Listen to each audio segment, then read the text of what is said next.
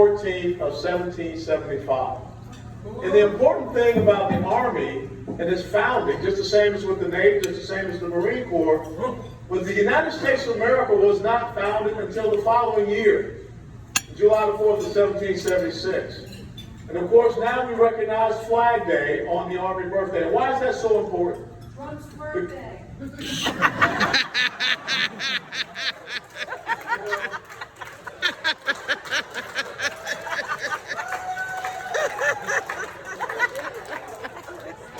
When I get to heaven,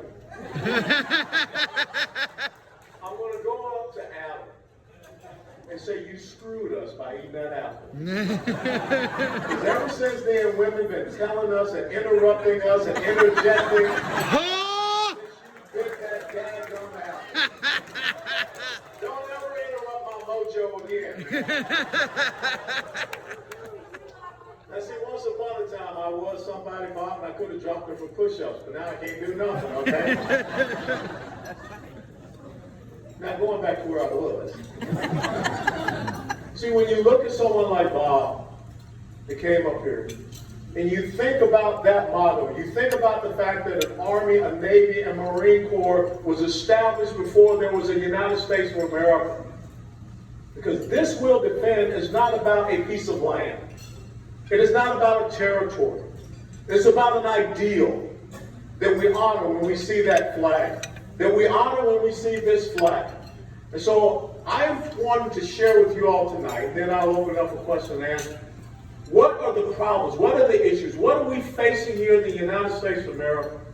Because so often we take the Band-Aid approach instead of really thinking about inherently what is systemically going on in the United States of America and also what is going on in the great state of Texas. I want to point to a book that just came out on June the 8th, just a couple of weeks ago. That book is entitled Forget the Alamo, The Rise and Fall of an American Myth. June 8th, not of 2019, not of 1961, June the 8th of 2021. A book comes out entitled Forget the Alamo, The Rise and Fall of an American Myth, written by three gentlemen who claim to be Texans. There's already been a whole lot of, debunking of a lot of the myths, but the bottom line is that they celebrate Santa Anna in that book.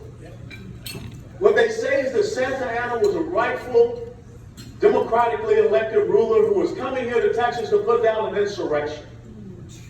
Where have you also heard them talk about insurrections recently? See, that's why you have to follow the trends, follow the language, follow what is out there. And so now, that thing that we hold so dear here in the state of Texas, that place where 183 stood for 13 days against a force of 3,000 to 4,000, that place where a 26-year-old stood and basically said, this will defend. And he wrote that incredible letter on February the 24th of 1836, gave it to a young Hispanic man by the name of Juan Seguin to give over to Sam Houston, so that we can be sitting here today. But even here in the state of Texas, we see not a revision of our history, but an elimination of our history. So how long will it be before they say that Pearl Harbor was all about the Japanese trying to reassert their control over the Hawaiian Islands, and that the imperialist American Navy should not have been there in the first place? This is what we're up against. When you sit and you think about what I just said about the founding of the United States of America on July the 4th of 1776, or the Alamo, or the San Jacinto, now you have our children being indoctrinated and told that the founding of the United States of America came in 1619, when the first slave ship arrived to our shores.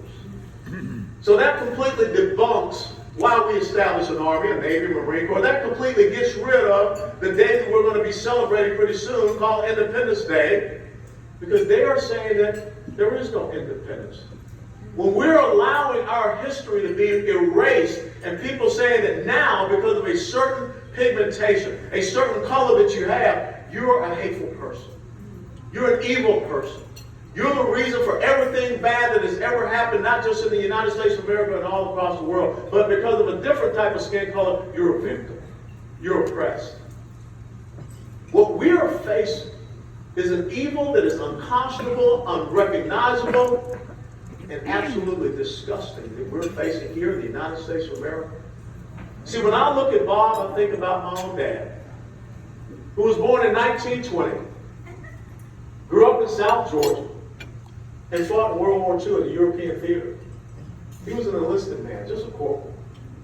But he produced a son that became a lieutenant colonel in the United States Army. He was a man that served in a segregated army. But I grew up to be in a different type of army, a different type of military. But how is it that now in our United States military, the men and women that say that they will support and defend the Constitution of the United States of America against all enemies, foreign and domestic, that we can have an officer in the United States Space Force relieve the command because he's speaking out against Marxism? An ideology that is the antithesis of the oath that they take to support and defend the Constitution of the United States of America. How is it that all of a sudden in our military, those men and women who are out there on freedom's frontier, standing on the ramparts to keep us safe and secure, then now they're being told that if you subscribe to a certain political philosophy or belief or ideology, we're going to go in and surveil your personal social media, your personal information sharing systems. How did we get to this point? How did we get to the point that even here in the state of Texas, I'm a member of the Texas State Guard. And if you haven't been paying attention, the Texas State Guard we just brought in, and they were giving this briefing on critical race theory. They've been giving this briefing on cultural extremism, to the point where our Texas State Guard, our Texas National Guard, were told that, you know, if you're a member of the National Rifle Association, you could be considered an extremist.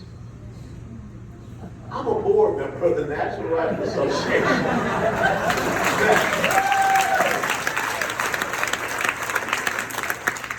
But then again, Joe Biden has completely redefined what it means to be black in America, because if you don't vote for him, if you don't subscribe to the progressive socialist ideology, then you're not really black. So I'm really confused. Am I a victim and oppressed because of my skin color, or because of my skin color and I don't vote or agree a certain way? I'm not black. I don't know what's going on. But what I do know what's going on is that the new Marxism that we see in the United States of America, a Marxism that was once based on socio-economic division, is now based on racial division.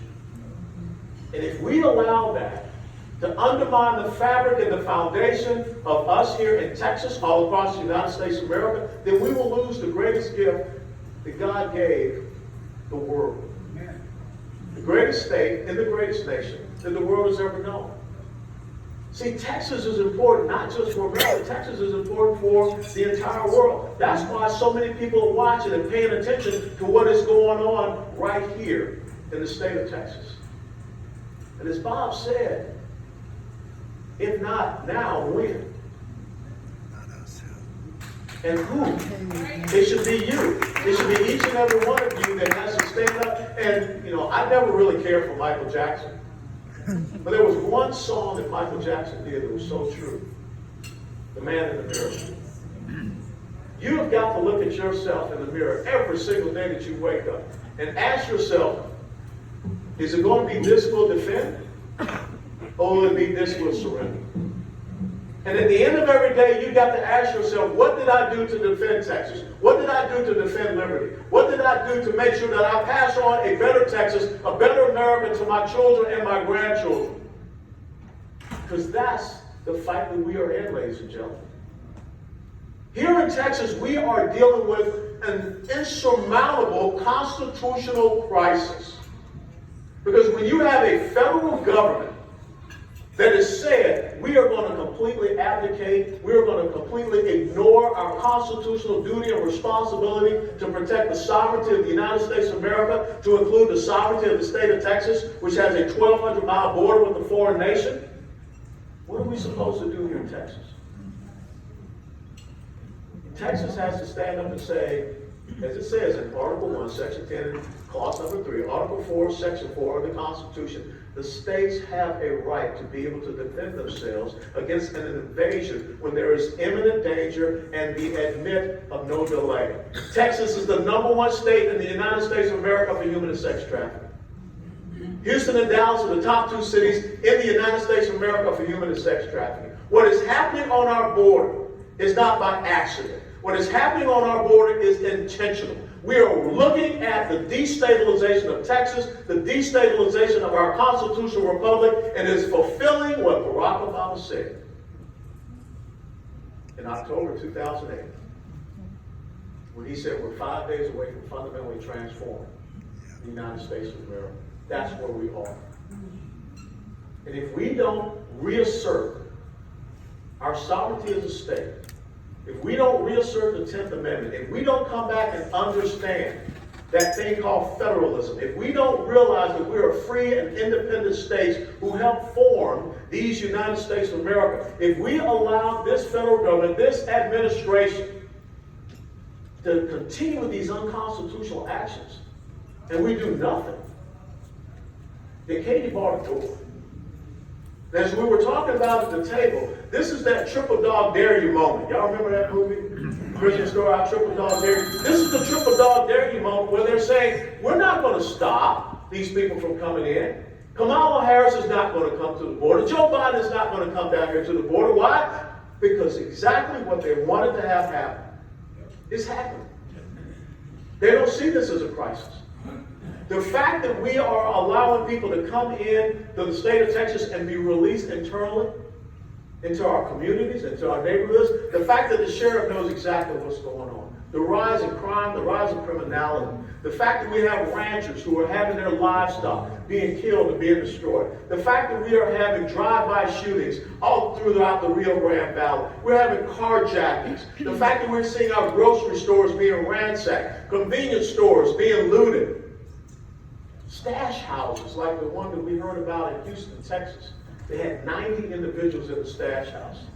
See, we have got to look at this thing called the cartels. And we've got to decide that they're a criminal and terrorist organization and treat them as such. We cannot have a criminal and terrorist organization operating freely on this side of our border. We have got to say to the federal government, to Joe Biden, we've got to say to the federal government, Joe Biden, if you're not going to do your constitutional duty, we will. See, there we go again.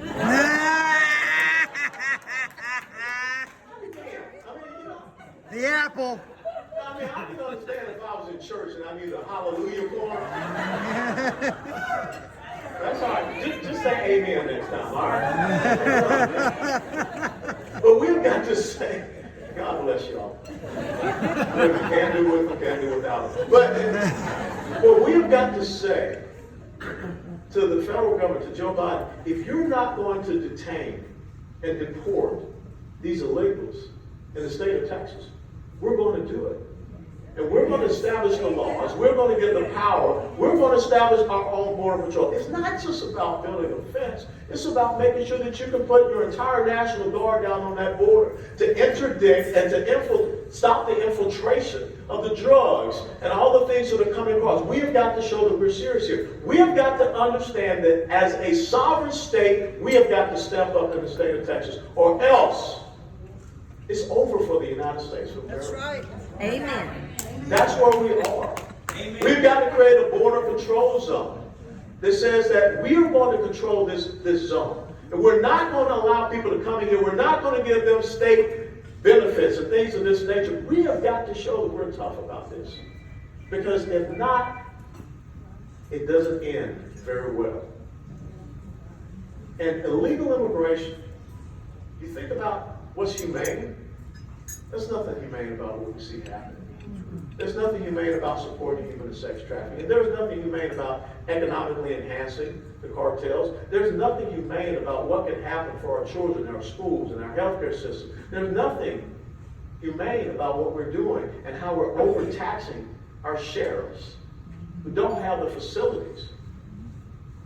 So we are dealing with an intentional undermining of the constitutional republic that we call America.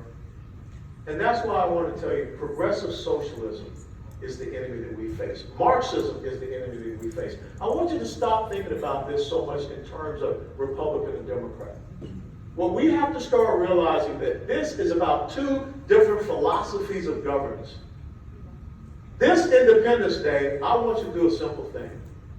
I want you to go and find where you have the Declaration of Independence. I don't leave home without it in the Constitution. And I want you to sit down with your family. Sit down with your children and grandchildren, because they sure as Sam Hill ain't getting it in school. And I want you to read the entire Declaration of Independence to your children and to your grandchildren. Because if we don't understand what established us, as George Santayana said, those who fail to learn from history are doomed to repeat it. If you don't understand where you came from, you don't understand where you are, and someone else is going to determine where you're going. That's why they're going after our kids in their school. When you read the entire Declaration of Independence, when you understand the usurpations, when you understand the grievances that Thomas Jefferson listed in this incredible document, you're going to see that we are facing some of those exact same grievances right now. So what are we going to do about it? What do I see when I travel around the state of Texas? Bob talked about it. People engaged, people involved, people that have never been a part of anything, understanding what is going on, but all of a sudden they say this ain't right. People that are saying that no elected official should have the enumerated power or right to say who or what is essential. But yet, folks, if you allow people to fearmonger you into surrendering your liberties, that's enticing. They're going to go back to that well again. Remember what Benjamin Franklin said? Those who are surrender essential liberty for temporary security will, in the end, deserve neither liberty nor security. Franklin also said sometimes you get the government that you want, other times you get the government that you deserve. If you sit on the sidelines on this, if you don't get actively engaged, if you don't inform yourself, educate yourself, and be activated, then you lose this great blessing. And that's the challenge that I have to you as you have reorganized into a new organization. Is that break yourselves down and start studying. Break yourselves down and start understanding these issues. Break yourselves down and understand that progressive socialism is all about wealth redistribution. It's about nationalizing economic production. It's about creating and expanding a welfare dependency class. That's why they're allowing hundreds of thousands of new people to come in here to be tied up to the government. It's about social egalitarianism. Everybody's equal. I call that the culture of the participation trophy. You want to know how we screwed up kids that are out there right now, talking about how they hate America? We gave them a little plastic trinket, thinking that we could help their self-esteem. Instead of understanding what my mom taught me back in Georgia, self-esteem only comes from doing esteemable things.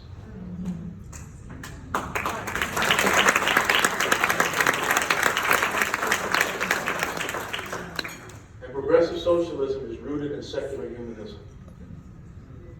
Your inalienable rights don't come from man. They don't come from government. They come from Creator God. John Locke in the Second Treatise of Government talked about life, liberty, and property. Thomas Jefferson wrote about life, liberty, and the pursuit of happiness. But if you're not careful, progressive socialism will say that you should worship us, and that our ideology is the new religion. And if you don't believe in the new religion, then you don't have freedom of religion. Maybe you can have freedom of worship, but you will not have freedom of religion. I remember 9/11. That first weekend after 9/11, where did everyone go? Church. But what was one of the first things they shut down in COVID? This is about undermining the omnipotence and omniscience of the Creator God. God couldn't even get two genders right. What we're up to, 62? Something like that? I would have failed biology today, man. 62 genders. God couldn't even get the weather right. Man does the weather. Man is in charge of the climate. Because if God can't get genders right, if God can't get the weather right, then how can He get this whole inalienable rights thing correct? And oh, by the way, that whole Declaration of Independence thing, that's obsolete because this country was established in 1619. Now you understand where they're coming from? And if you undermine the Judeo-Christian faith heritage of this nation, then what are we rooted in? What is our foundation? Because when you read the end of the Declaration of Independence, our founding fathers did not ask for man's guidance. They did not ask for man's providence. They asked for divine providence in establishing these United States of America. Texas is on the tip of the spear for this nation. If Texas falls, America falls, and the left understands that. That's why the Texas Democrats are up there this past week meeting with Kamala Harris, talking about how they need to come back here and undermine election integrity, which should have been passed in our legislative session. We should not have to go to a special session to get 3 votes before the legislative already passed.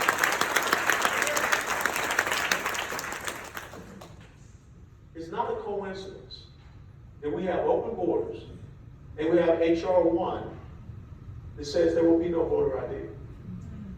It's not a coincidence that we have open borders and H.R. 1 says that there will be no review of voter registration rolls.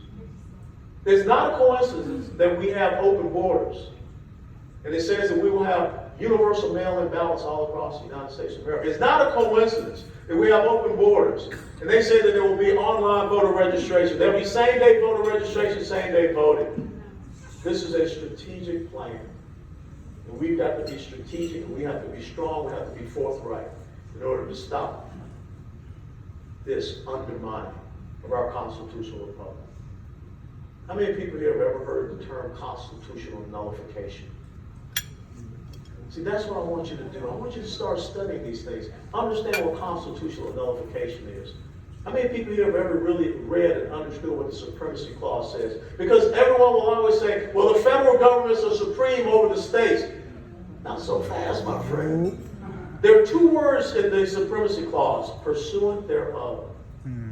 The federal government is doing things that are pursuant thereof to the Constitution of the United States of America, our rule of law. Yes, the federal government is supreme over the states. If they are not doing things that are pursuant thereof, the states don't have to follow. The states can constitutionally nullify what the federal government is doing. So we have every right to say we are going to start deporting people. We're going to detain people. We will arrest people. We will empower our constitutional law enforcement agencies to do what is necessary here. We will defend our own 1,200-mile border. But if you don't have the courage to do that, if you don't understand our rule of law, then what does it say in the Bible? My people suffer for lack of knowledge. That's why they don't teach our kids the Declaration. They don't teach our kids the Constitution.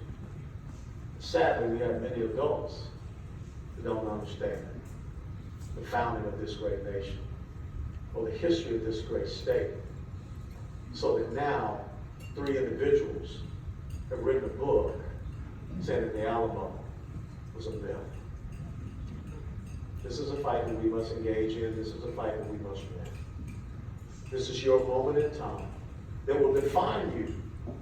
Because life, and I'll close on this thought, life is not about what you do and what you achieve in your own years that you walk this earth. Life is about what you pass on to the following generations.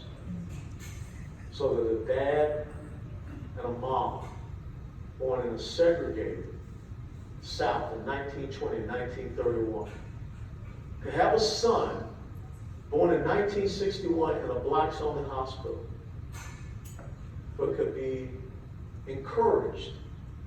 As my father did and told me at the age of 15, there is no greater honor than to wear the uniform of the United States of America. He challenged me to be the first officer in the family. A kid born in a blacks-only hospital that goes up and he becomes a member of the United States House of Representatives to represent a district that was 93% white, that, oh, by the way, had a little place called Palm Beach Island in that district, which had a little bitty house in that district called Mar-a-Lago. A young man born in 1961 in a blacks-only hospital that had the opportunity 3 times to sit down and have dinner with a guy by the name of Rush Limbaugh.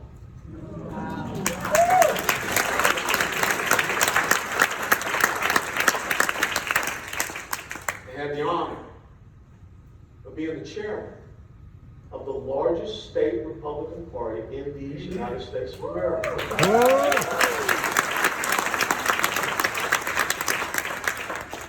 That's what Bob fought for.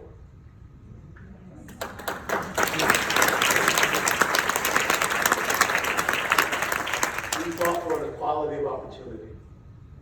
It says no matter where you're born, no matter where you come from, you can achieve whatever greatness that you want with the drive and desire in your heart. That's what my father fought for. That's what we must fight for. And they are calling us to arms. Yeah.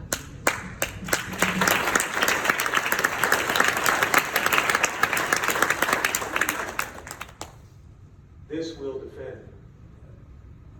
Ask yourselves every single day, what is it that you are defending? Because, as I used to tell soldiers, every day you wake up, you need to understand what your task and purpose is. You need to understand your what and your why. And there was a person who once said that there are two most important days in your life. The day that you're born, and the day that you find out why.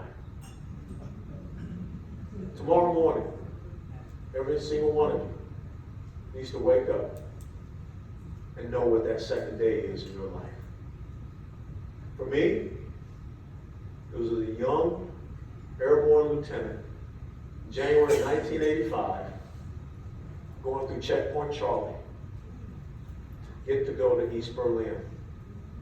When I saw the despair, when I saw the despondency, when I saw the dejection of the faces of the people there in East Berlin, when I saw the dilapidated buildings, when I saw that you only had two kind of cars, it was a 2-door, a 4-door, and 3 different colors, I said, nowhere in hell. This will defend. God bless you all. Word of blessing.